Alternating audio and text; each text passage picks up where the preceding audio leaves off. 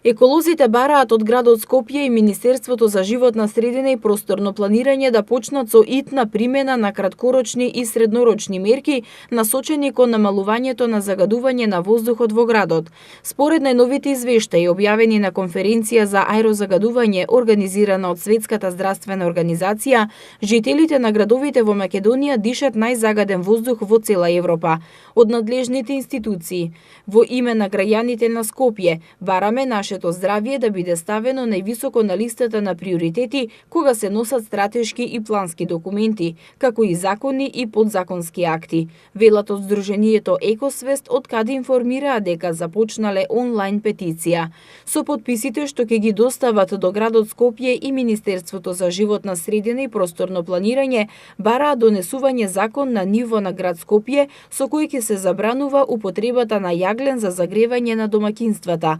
ограничување на движењето на возила во централното градско подрачје и нов зимски сообраќаен режим за градот, намалување на данокот на додадена вредност за топлинска енергија, со што цената на централното грејење значително би паднала и корисниците би се стимулирале да се вратат на мрежата. Се бара и стимулирање за приклучување на зградите кон централното градско подрачје преку делумно ослободување од трошоците за приклучокот, подобрување и зголемување на јавниот транспорт во градот и воведување нови ефикасни линии, одење пеш до работното место, ограничување на градежните активности и индустријата. Времено во зимскиот период строго санкционирање на палењето диви депонии и жетвени остатоци, отворање фонд за животна средина и отворање фонд за енергетска ефикасност за граѓаните.